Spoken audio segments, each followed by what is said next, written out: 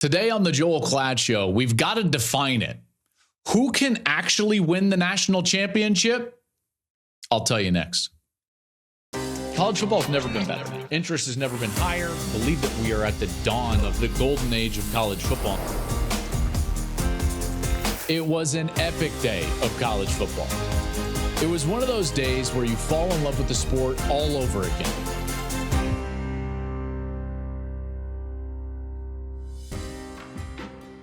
Hey everybody, how are you? This is the Joel Klatt Show, Wednesday edition of the Joel Klatt Show. This show, as always, is presented by Hampton by Hilton.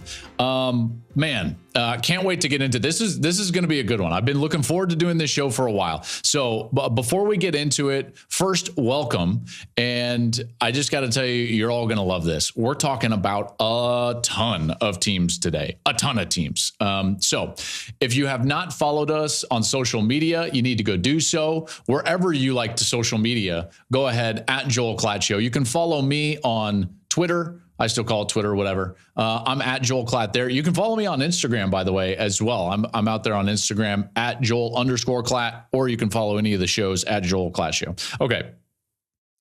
Like the show, subscribe to the show, YouTube, wherever you get your podcasts, rate, review it. More on that in a bit, because we've got a fun giveaway that's going to start today right here on the program. But what are we talking about today? Well, I am really excited about this because we finally get to define who's a real contender. I keep talking about on this show, and you've heard me say it so many times, like, well, they're an above the line team, and no, they're not quite above the line. And it's like, we got to define the line. First of all, what is the line and what does it mean to be above the line? Well, let's get after it today. Okay, so here's what we're going to do. We are going to place teams above the line. What is that line? It means that you are a legitimate national championship contender. That's it. It's very simple. If I categorize you as an above the line team, I believe that you are a legitimate national championship caliber team. Now, does that mean every single team that has a path to the playoff or a path to a national championship is above this line that I'm going to give out? No, that doesn't mean that. This means that I think that you're legitimate. There's a difference. And we're going to get through a lot of this. So I'm not going to tell you exactly how many teams I have above the line, but one of the reasons I wanted to do this exercise is, one, we've been referencing it for a couple of weeks. And also because this is a year in which I feel like we have more national championship caliber teams than we've had in a long time. And you've heard me say that countless times on this program. Majority of the years dating back, really my entire career covering college football, you could say at this point in the season, end of September, we've seen 4 games. You could legitimately say, yeah, there's like 2 or 3 teams that can win it. They can they can win it. They can go win it. This year, it's more. And I am here for it. There's more parity in college football. It's a combination of more teams being good and less teams being great. Makes for a more entertaining year, and I'm here for it, and we need to go through it. It's just less obvious. It's less obvious this year which team it actually is. There have been years, and you guys know exactly what I'm talking about. There's been years where it's like, I know who's going to play in the national championship game, much less who could actually win the championship. So the college football year in some regards was anticlimactic in previous seasons. This one's not, and that's why I'm so excited for it. So here's the way that this is going to roll out. I believe that there's a group of teams that it's just like super obvious. It's like, yep, they're obviously above the line. And so we're going to unveil them first. And then there's a group of teams that might not be as obvious, and I'll unveil them next. And then we're going to draw the line. And then I'm going to talk about some teams that didn't quite make it above the line. Here we go. Let's start with what I think is kind of the most obvious one. Not because they're a great team this year, but because it's obvious. Georgia. Georgia's the most obvious team because they're going to be the toughest out in the country. This is a team that, from a roster standpoint, is as good as any out there, and they're going to have the ability just to continue to get better the entire season because they're not going to be really tested. So they're not going to be required to be at their best until really the SEC championship game. And then I think it's probably the easiest SEC championship game, at least at this point, the way that I'm viewing this year, and I think most people are viewing this year, probably going to be the easiest SEC championship game to win in the last decade. Save for a couple of years when, I remember Missouri won the East a couple of times. And I get it. But listen, this seems to be a very top-heavy conference this year with Georgia at the top. And there's a lot of questions about all the other teams in this conversation. My question, if I were you, would be, are there any other teams in the SEC that are above the line? Well, continue to listen and we'll see, and we'll all see together. To get back to Georgia, though, I just want to reiterate, regardless of the way that they've played so far, regardless of really anything this year, when the rubber meets the road in a championship environment, whether it's the SEC championship game or in a potential playoff game or in a national championship game, you still have to beat Georgia. All right. They're the defending two-time national champion for a reason. They've recruited at the height of college football. And Kirby has a standard with that program that's going to be very difficult to beat, regardless of if they're the most talented offense or quarterback in the country or not. That's the toughest out in the country because you got to go beat them. They're not going to beat themselves. And that's going to be a very difficult thing to do. All right, let's move on. Again, these are above the line teams. And these, for me, are the group that's most obvious. The next one is Washington. Folks, I was higher than most on Washington to begin the season, and I continue to be higher than most on Washington now. The Washington Huskies are the scariest team in the country for everybody else. That team is easily one of the 2 or 3 best teams in the country, hands down. They've got a quarterback that right now would get my Heisman Trophy vote if I was voting just after 1 month of the season. Michael Penix Jr. has been the best player in college football.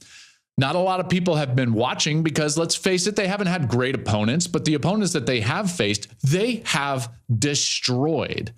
That passing game is the best passing game in college football. Quarterback, wide receiver combination, the way that they protect the quarterback, he's never touched. He's never pressured, and they've got electric players on the outside. They've got a great combination of size and athleticism, and also slot guys that can run and are terrific in space. They've got a coach that understands offensive football. He's one of these, almost savants when it comes to play calling, in Kalen DeBoer. And he's also a terrific head coach that nobody knows about. This is my favorite part about Washington is it's like finding, you guys know when you find like a great shirt brand or a hat, or like maybe you're a golfer like me and you find a great golf shirt brand that no one knows about and you get to be the first one to like wear that shirt around. That's Washington for me this year.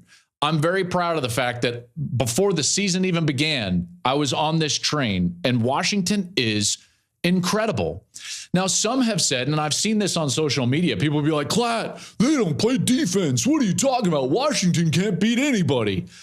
Totally disagree with you. Completely disagree with you. In fact, if you actually go back and you watch the games, and if you go back and you actually look through the play-by-play, this is what you'll find when it comes to Washington. You'll find that when Michael Penix actually leaves the game, they've had leads like 52-12 over Cal, 41-0 against Michigan State, 49-19 Boise, 36-10 Tulsa. The guy has thrown 10 passes in the fourth quarter because he's out. They don't need him. Through 3 quarters, they are housing everybody.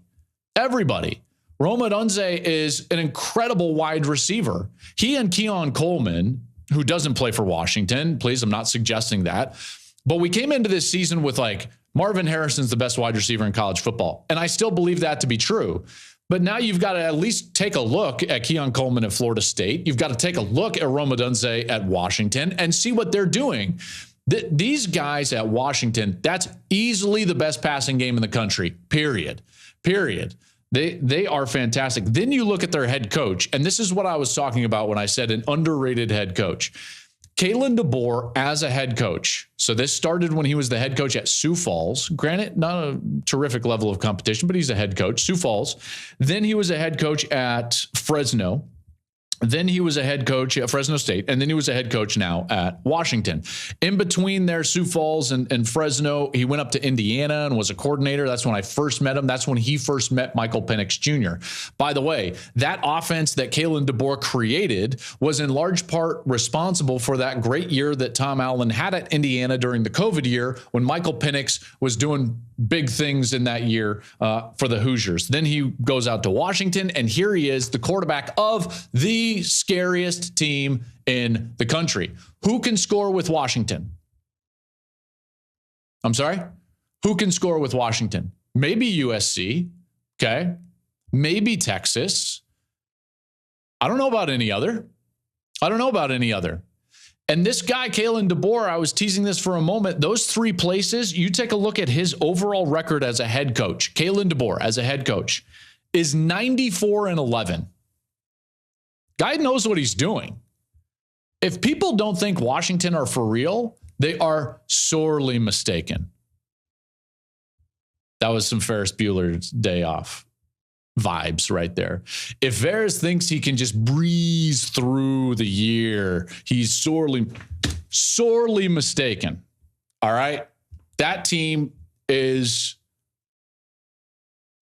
I'm just saying, watch out for Washington. I think it might be the best team in the country right now. All right, next up. Let's go with Texas. Texas is an obvious one for me, and it's not because of what their quarterback did. It's actually not just because of the result against Alabama, although that helps. It's not just because of Steve Sarkisian and the way that he calls plays, although that helps. It's not just Xavier Worthy and some of the skill position players on the outside, although that helps. Do you know why Texas is real? Do you know why they're an obvious choice to go above the line?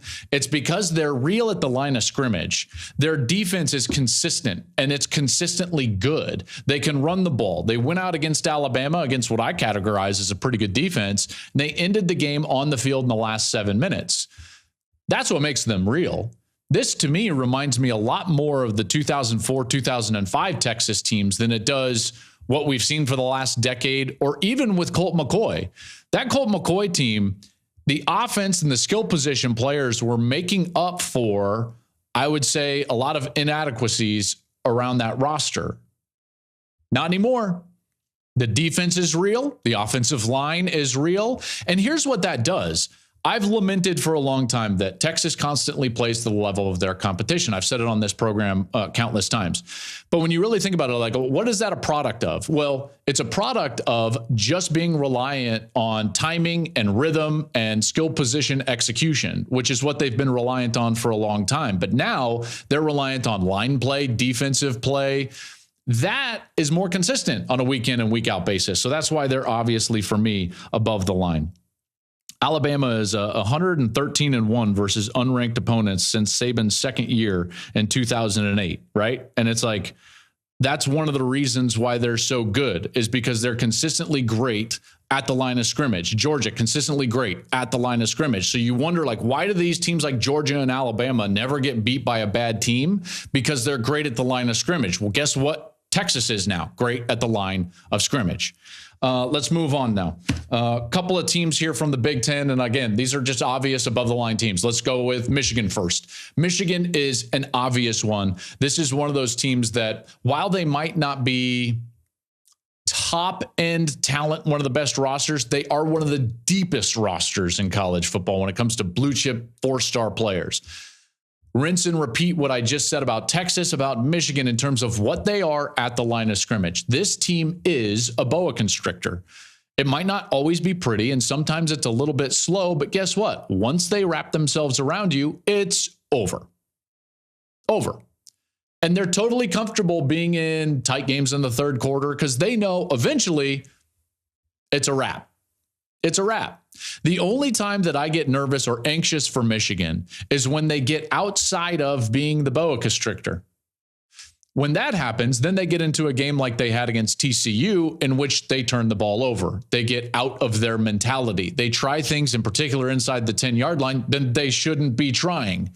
and all of a sudden you get beat. But when they are in their identity and when they are playing to their strengths, they're one of those teams that is just ridiculously difficult to beat. That's an obvious above the line team. And the next one would be Ohio State. Ohio State, after that win, I feel a lot better about Ohio State after the win against Notre Dame than I did going into the weekend. One, I know that they have an absolute star at quarterback. Maybe not star, but like you don't do that in the last minute 26 if you're Kyle McCord unless you are a dude. And he made some great throws. You can question Notre Dame all you want for their end of game strategy, and I have. You can go back and listen to Monday's show. But the plays still had to be made from the Ohio State side, and he made them. He made some incredible throws. Their toughness was tested. They played a team that basically tried to use the Michigan blueprint in order to go beat Ohio State, and they did so in their home stadium of Notre Dame in an electric environment with a quarterback that was making his 187th start in his college career. All right, that would be a record, obviously, but it was his 51st. And they won. Ohio State did. Doesn't that give them a ton of confidence going into the rest of the season? I would think so. So here's a team that tried to use the Michigan blueprint in a great environment in their home stadium, and Ohio State was able to go on the road, sustain, win on short yardage defensively, get off the field when they needed to, make the plays when they needed to, in particular late, and win the game. It's exactly what they're going to need to do later in the season. That gives them a lot of confidence, and it gives me a lot of confidence.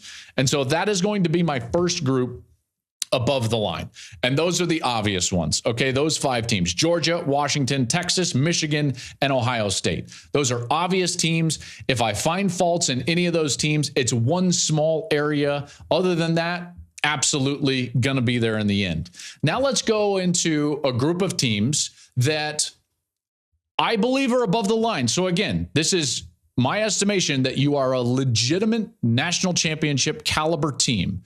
So while I might say some things about these teams that you might consider being a knock, I love these teams. I consider them national championship caliber teams. Let's get into it. Okay. Who do I want to start with? Let's start with, in the next group, Oregon. Oregon almost made it into that top tier. Of this next group of batch of teams, they're the one that I can't really find a lot of faults in. I really can't. I like Oregon a lot. I wanted to move them up into that top obvious group, and I just didn't. And I think that the reason is because of my confidence in Washington, actually. The tough nature of the Pac-12, I don't know if the Pac-12 can get 2 teams into the playoff. And so that's the reason why they're not in the top tier. It's nothing to do with Oregon, because I love Oregon. I already told you that on Monday. Dan Lanning loves his team. That's the only reason that he reacted in the pregame the way that he did. That's the only reason he said what he said at halftime of that game against Colorado. The trailer that they put out, the video of showing Colorado talk trash, they housed that team. That was a message to the rest of the country. And Dan Lanning's message, although maybe subliminal, was the fact that, like, I believe in this team. I believe this team on the top tier. I believe this team as an above the line team. And that should tell all of us something, because Dan Lanning knows exactly what it looks like. He helped build Georgia, which is the standard in college football. That, to me, speaks volumes about what happened on Saturday. Lanning doesn't do that, going for 2 and the fake punt and the things that he said, unless he's like, yep, we're for real. I know we're for real. And one of the areas where I watched that game and I thought to myself, this seems a lot different. Obviously an improved defense from a year ago with the Oregon Ducks, but it more so was the speed. And that's something that I don't think we talk enough about in college football. Is, yes, it takes great defense to win championships, and I believe it still does. And yes, it takes great line of scrimmage play. More than that, what has Georgia had the last 2 years on defense? Speed. They can run, man. They tackle really well. It makes it hard on the offense. It just makes it hard. Everything that you get, hard-earned. If you block a play for 3, you only get 3. If you block a play and design it for 5, you only get 5. There are not free yards when you play the Georgia Bulldogs. And that's the way that it looked when Oregon was on the field this year. So that defense makes it real. Their quarterback makes it real. They can run the football. I love Oregon. So for me, they're above the line. The only reason they weren't in my obvious tier was because of their difficulty of their conference and the fact that they're going to have to play Washington, which I think is the scariest team in the country. Next up in this tier, Penn State. Love Penn State. Man, they are a real national championship contender. Every week that goes by that their quarterback gets more confidence as a young player, Drew Aller. Every week that goes by that their defense continues to play with length and athleticism and aggressiveness. Every week that goes by that their run game gets better and more physical and that they can lean on it more and more. That's a really good team. And again, the only reason they're not in the obvious category is because we haven't seen them yet play on the level of Michigan and Ohio State over the last couple of years, and they still have to do that in that division. So the same thing that applied to Oregon now applies to Penn State. Would probably be in the obvious category, but because of what they've got left on their schedule within their own conference, there's just a little bit more of a question mark. I'm a huge fan of what James Franklin is doing. Saw that team against Illinois. Did they look great? No, but guess what? They looked good enough, and they can continue to get better. And now I can't wait for those matchups against Ohio State and Michigan later in the year. If you're looking at those matchups as a Nittany Lion fan, I would just say that I think they're much more suited, if you will, to match up with Ohio State than they are to match up with Michigan. The size or lack thereof of their defensive front would worry me a little bit when facing the Michigan Wolverines, who I already told you in this show are more like a boa constrictor.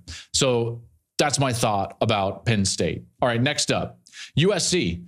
USC is real. We know that. They have, now while I say Michael Penix has played the best in the country, I believe that, but the best player in the country is Caleb Williams. And he's done nothing to disappoint this year. He's been absolutely flawless. In fact, later in the week, I'm going to have some video breakdown of what Caleb does in the pocket. Everybody talks about what he does outside the pocket. And yes, that's what makes him great or generational. But you only become a great player or a generational player if you can also do what great players do in the pocket and control the game and manipulate the game with your feet and your eyes and your mind, and then throw accurately down the field, which he does. So USC is there. They're third in the country, by the way, defensively in sacks. So while they gave up some yards against Arizona State last week, they do some things on the defensive side that are better than a year ago. Remember last year, they lived on turnovers, and they've gotten some turnovers this year, but it's a little bit different because they're generating pressure. And that pressure, I think, is more sustainable. And the reason I think it's more sustainable is that they're generating the pressure without blitzing for the most part. They've got defensive front players, and I'm going to see them this week, and I can't wait. Bear Alexander, Solomon Byrd, Jamil Muhammad, Stanley Tuafuo. I believe I'm saying that right. I'm probably not. I'll get it better by Saturday. These guys can present pressure on the quarterback even without help from the second level in terms of blitzing. They're top 10 in the country in pressure rate, and number 1 in the country on quarterback pressure rate on non-blitz plays. So think about that. They're the best non-blitzing pressure team in college football. That's better than a year ago. So while Saturday was a bit of a scare against Arizona State, and they do have to get better at tackling in space, in particular in the secondary, they do some things on defense that are better than what they were. And we all said, and I was included in this, that all they needed to do was be better on defense, and then holy cow, what would they be? So they're still above the line, but they're not quite as obvious. Next up, Utah. Utah is an above the line team. Now, you can tell me all you want that, like, hey, Joel, you can't say Utah because they barely beat UCLA. They're defensive oriented. They can't score a lot of points. Okay. Let's reverse that.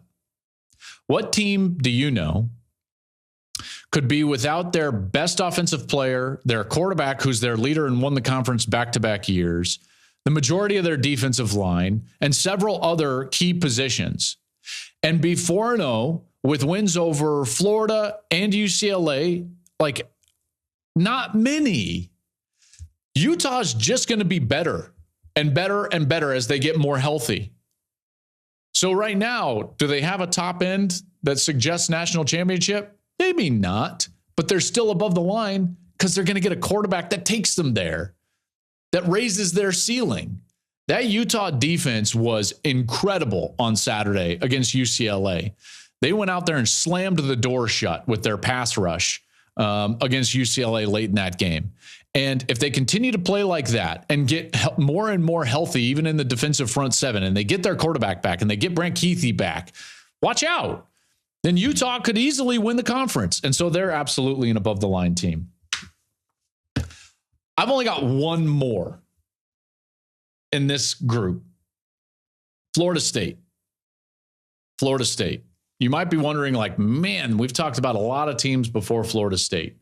Well, hey, Florida State has earned being in this spot. However, I would just say this about Florida State. At this point, after September, being able to watch the games and evaluate the games, they have what you could categorize as one of, if not the most impressive resume in college football. But they're a little bit more resume than substance, which is fine, They can continue to get better. And again, I'm going to continue to say this. I believe that Florida State is a legitimate national championship contender. So while this feels like a slight, it's not. It's not.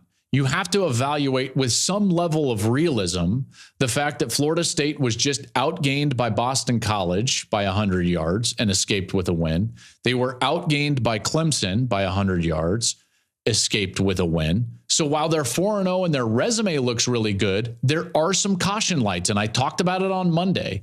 There's a check engine light on the dashboard right now with Florida State, and we just have to see how this materializes. All right?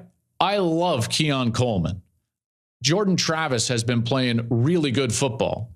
But if you really look and watch the game and watch the coach's tape of that game against Clemson, what you'll see and the way that it watches is that Florida State upset the Tigers, that the better team didn't win. If you look at the way that they were outgained, if you look at the fact that they needed a defensive score, they needed Clemson to miss a kick late. We are very easily in a world where Florida State lost the last 2 weeks and they're 2-2, but they're not. So you give them credit and you put them above the line because they've earned that. But they are a little bit more resume than they are substance at this point. You can say, when I watched the game against Clemson, it's not a favored team going in there and taking care of business on the road and getting a win. No. It is a team that upset a Clemson team at home because of the way the game played out. If you're drawing up a blueprint of an upset, that's what it would include. You're probably going to get outgained. You need a defensive score or a special team score. You need more turnovers, and you probably need them to make a mistake in one of those specialty areas, which Clemson did. So while Florida State is above the line, and I love their quarterback, Jordan Travis, I love his big moment playmaking ability. I love their wide receiver, Keon Coleman. It's just some caution lights on for everybody. That's where I draw the line. So there you go. I've got 10 teams above the line. I think 10 teams are legitimately national championship contenders. And there they are: Georgia, Washington, Texas, Michigan, Ohio State, Oregon, Penn State, SC, Utah, and Florida State. And by the way, those are in no particular order. No particular order. All above the line. Now, I thought that there was one obvious group and one less obvious group, but all above the line, which leads to the next conversation, like who almost made it and didn't. Let's start with that group. Notre Dame. Notre Dame was my next team, and I had to draw the line somewhere, and I had to draw it above Notre Dame. And the reason is that as positively as I feel about Notre Dame coming out of the game against Ohio State, and I really do, I was impressed with them. I think that they have a quarterback that is a real quarterback now. It takes them, their ceiling is so much higher than it has been over the last few years. They're talented, and yet They had the home field advantage. They had the momentum on their side in the second half. They had it right there for the taking and still got beat. So it's like all of the ghosts for Notre Dame are still there. They still haven't done it. It's kind of they still haven't beaten Ohio State since the 1930s. And while this would have been a huge win for them, they lost at home to Ohio State. And so I had to draw the line somewhere. Like you had a team with a guy making his fourth start. I know technically it's his fifth, but stop it with that. People on social media are like, it's his fifth start. Technically, it was his fifth start. It was his fourth start, folks. His first start came 2 years ago in mop-up duty for CJ Stroud, who was injured for a week right after the Oregon loss. I get it. McCord started back then. Like, this was his first start. Fourth start. You had an inexperienced QB on the other side. You had their best player hobbled with an ankle. You had the lead by 4 with 1:26 left. You had the environment. You had it all. Like, you got to win the game. And so that's the reason that I had to draw a line, and it had to go above Notre Dame. Second team in this group, OU. OU, I saw them last week. I was impressed with a lot of things. They were kind of the next team in consideration. The defense has been really good so far this year. And that was the question coming in. Remember, this is a team that gave up over 30 points a game and over 450 yards a game last year. Not good. And so they have to improve. And while the statistics suggest that their defense is much better, like, we still have to wait and see. I still don't feel like they've played a great offense.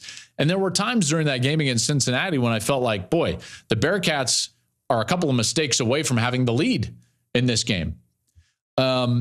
Offensively, I like what Oklahoma does. I think that their wide receivers are their best players. I believe that their offensive line has to get better running the football. They need to find a running back that will emerge as their guy in the backfield to allow for the timing and the rhythm of the run game to really reach its potential. And then I think that their quarterback, I don't think he's got the highest ceiling in the world. I like Dylan Gabriel. He gets the ball out quickly. But when it comes to utilizing the weapons on the outside, those big wide receivers, he needs to show me that he can attack downfield with more efficiency than what he has over the last couple of years. So that's why OU fell just below the line for me. Next team up was Bama. Bama was kind of that next team under consideration for me. I've said this before now, and I said it Monday. Bama is a really good football team. They are that draft pick in the NFL draft. When you talk about them and you're like, okay, like maybe not a high ceiling, but a really high floor. High floor, low ceiling team. They're not a top end team this year, but they're still really good. They're still probably going to win the West. They're still probably going to play for the SEC championship. So while they have a path, I just don't think they're legitimate. Because when I look at those teams that are above the line, there are several of them that it's like, you're going to have to, even if they play poorly, score minimum 28, minimum 24, maybe 30, maybe into the 30s. You're going to have to get into a game like that. If you play Washington, I think you're going to have to score 35 points minimum to win the game. Do you trust Alabama to score 35 points against anybody? Because I don't. So that's where I'm saying, like, low ceiling, high floor. Because they're going to beat almost everybody that they play. I just don't trust Bama this year with what they are at quarterback offensively to be able to go and win a game in which they've got to score 28, 30, 34 points. So that's why they were below the line. They've had an incredible era of winning, and they will continue to win. This year, it's just not going to be at the top level. Next team that I considered, and mostly just because I think other people are considering them, but someone like brought up LSU, and I'm like, LSU, man, LSU is not on the level. In fact, LSU is the fly in the ointment Why are people not realizing that Florida State has some flaws? It's because of what they thought about LSU coming into the year. You see, we forgot about LSU and what they were a year ago. The Bama game was an anomaly. Their total wins number was a bit of an anomaly. They only beat Arkansas by 3 last year. They only beat Auburn by 4, and they were housed by Georgia, A&M, and Tennessee. It's like, so if you really looked at LSU and you're like, maybe they weren't quite as good. And listen, I fell into the trap. I had them up there in the top 10, and I fell into the trap. And so when Florida State beat LSU, I'm like, well, this means Florida State is really good. But does it? Maybe LSU is just the fly in the ointment. This team right now almost lost to Arkansas, got run out of the stadium against Florida State. Don't love their defensive game plan. They feel all over the place right now. LSU, I would say someone brought them up and I was like, well, they're clearly below the line. Like clearly. You can't play that game against Arkansas. My thoughts about LSU are why I still believe Alabama still even has a sniff or a path to the playoff. Even for how low the ceiling is for Bama. High floor, low ceiling. They're probably going to play in the SEC championship game because the SEC West is not very good. And the SEC West is not very good because LSU is not very good. And we should have at least given that some thought in the preseason. Again, guilty as charged. Hand up right here. Guilty as charged. But if you really look at what they were a year ago and now what they are this year, it's like, it's underwhelming. Underwhelming. Last team that I gave consideration was Washington State. So, like, watch out for Washington State. If there was a team that I would say, like, I reserve the right to change where the line goes later, it would be for Washington State. And the reason is Washington State is the new TCU. Cam Ward is the new Max Duggan.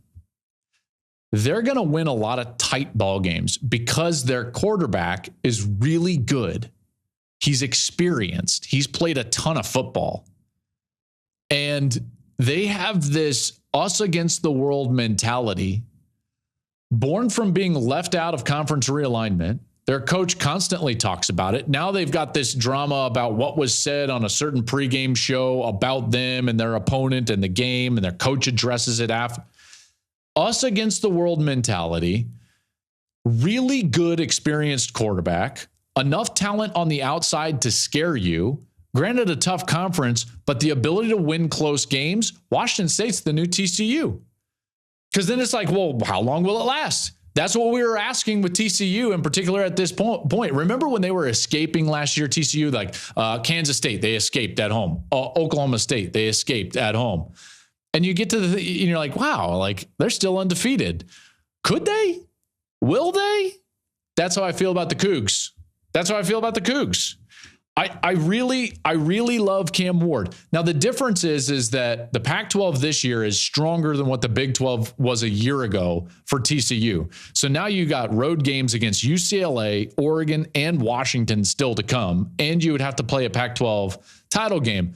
So while in some senses I wanted to put them above the line as this year's TCU, I can't because of that conference and because of that schedule. And in particular, because of that one team that I really love. If there are two teams that I believe in most in the Pac-12, it's Washington, number one, and then Oregon. And they have to play them both. And they have to play them both on the road. Yeah, that's tough. So this year's Cinderella, I think, is the Cougs. I think that it's Cam Ward and Washington State. I think that through the first month, if we're looking for a TCU, if we're looking for somebody to spoil it all, even though it wasn't a spoil, it was an absolute pleasure for the Horned Frogs and all of us watching last year, that would be it. If there's a guy that could come from nowhere to be a runner-up in the Heisman Trophy voting, it's Cam Ward. All of that just is reminiscent to a year ago. So that's where I finished. That's where I finished. I didn't do any of the other teams because candidly, like, I didn't consider any other teams for above the line. I did not consider. These were the only teams that I considered. If your team was not considered, that means that they're not close to above the line. Maybe that'll change. I'm not sure.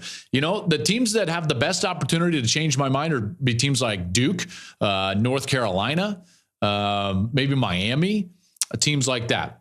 But above the line teams heading into week 5, there are the 10 that I already said. And then the 5 that just missed out: Notre Dame, Oklahoma, Alabama, LSU, and then Washington State. All right, let's get into the mailbag before we get out of here. We still have a lot to get into. So mailbag sponsored by Hampton by Hilton. Hilton for the stay.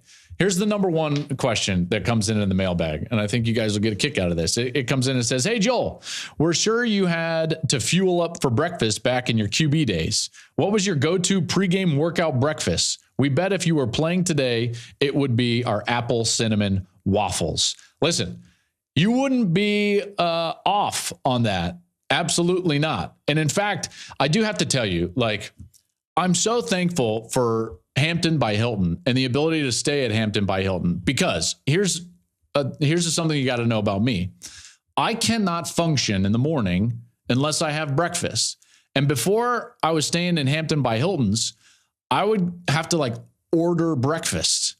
And I don't know if any of you have stayed in a hotel lately and had to order breakfast, but you can order like an oatmeal and it's $75.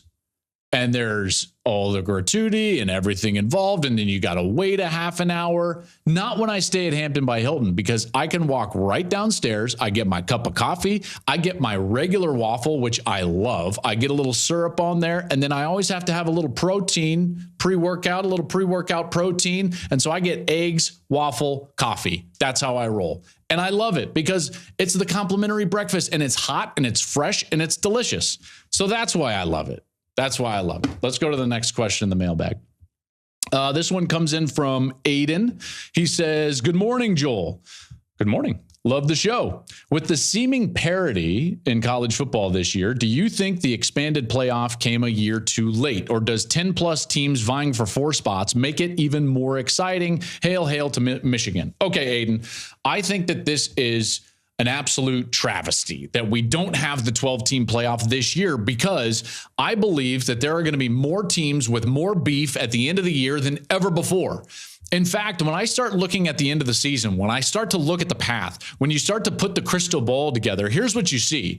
You see that Georgia probably won't get tested. So while they're the defending national champion 2 times over, are we really going to know what Georgia is leading into the playoff? I'm not sure. I think we're going to have to lean on history with Georgia. Florida State has a relatively easy path, even with the caution flights flashing in our face the entire last month of the season. They remind me so much of the 2014 version of Florida State, and that team was escaping after escape after escape late in the year before they ultimately got housed by Oregon in that Rose Bowl, which was a national semifinal in the first year of the playoff. That's what it feels like. It feels like we're going to have some teams that are undefeated and get included because they're undefeated that we won't really know about. And then we're going to have teams like, let's say, out of the Big Ten East with Ohio State, Michigan, and Penn State, like out of the Pac-12 with Washington, Oregon, USC, Utah, UCLA could you throw in there, Washington State. Sorry, I missed out. Washington State. And we're going to be looking at like the third place team in the pack and be like, wow, I would love to see what they could do in a playoff. And we're not going to have that chance. So I lament the fact that in the first year in my career covering college football, that we've had this much parity. When I've had 10 teams after the first month that are above the line teams, we still have to be in this sham 4-team playoff that we're going to have at the end of the year. Aiden, great question. And it brings up a lot of frustration for me as I look into the crystal ball at the end of the year. Last question comes in from Eric. Eric says, and this is a little bit more of the life advice, and I love doing this stuff. So he says, Eric, No, he doesn't say Eric. He says, hey, Joel. Eric says, hey, Joel. There we go. I just graduated college with my bachelor's degree and moved to a new state for a job. I really like this new place, but it doesn't feel like home yet. And after being here for a few months, I'm starting to miss my friends and my home state. I don't feel like my job has lived up to the expectations I had and what they described. Do you have any advice on this and post-grad life in general? Thank you. I'm excited for this giveaway. Ooh, Eric, more on that in a moment. More on the giveaway in a moment. Okay, let's talk about this for a quick second. If you're a post-grad and you are starting out your life as a professional, there are so many things that I can tell you. Here's what I would tell you that I'm starting to realize for myself. And some smart guys that I talk to will tell you this. Number one is, if you draw your identity in where you live or what you do, it will fall short. It will not fulfill you. So if you're looking to those things for your happiness personally, that's not going to come to fruition. Okay, that's number one. So what do you do about it?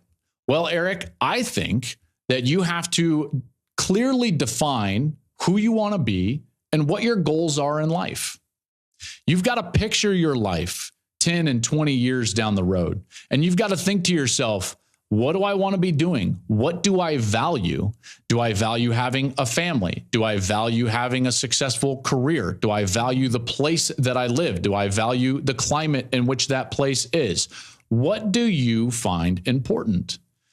Because just like a team has to know itself before it can know where it's going to go or how it's going to get there. Because remember, I say this about teams all the time. Who are you? Where are you going? How are you going to get there? Well, you got to clearly define for yourself what you want. And then once you clearly define that for yourself, then you can start to build your life into that mold. Now, a couple of things that I would also tell you. Number one, don't be afraid of new places.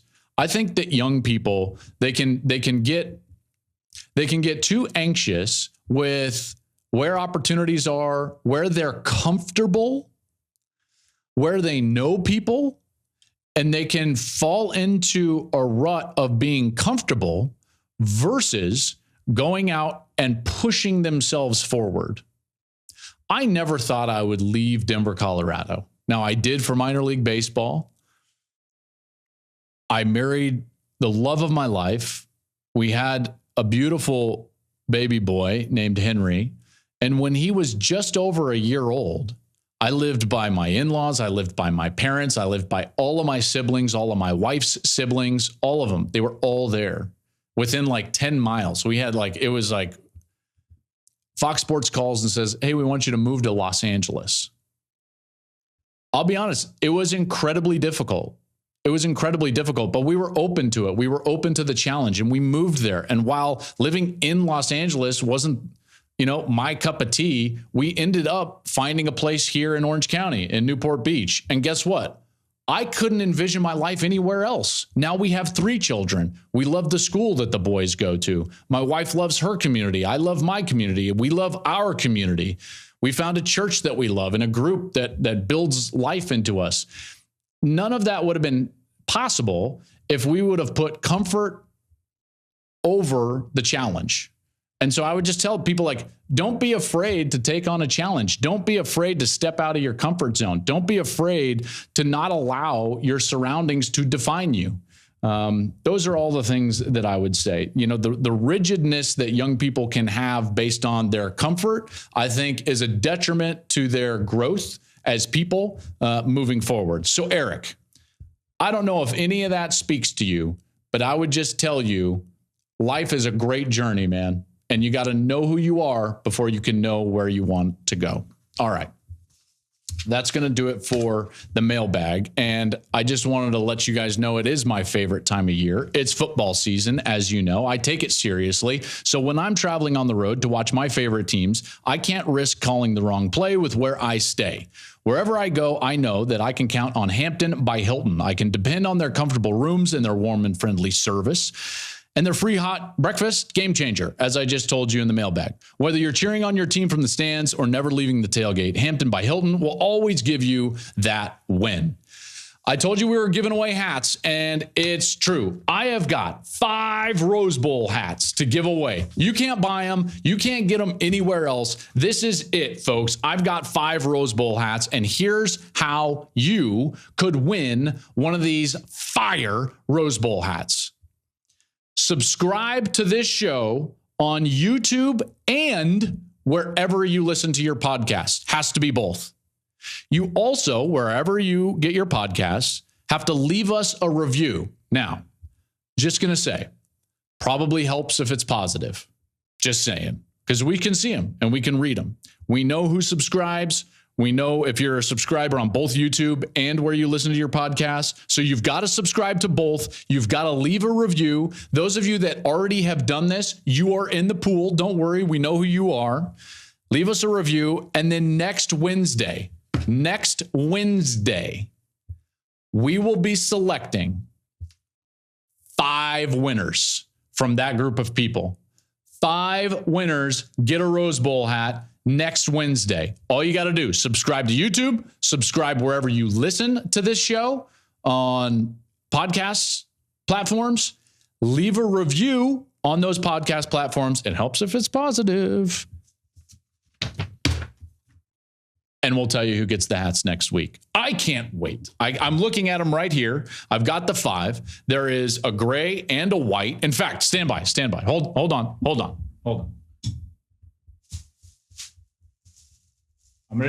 I just want to show you guys each hat. Boom. There's one.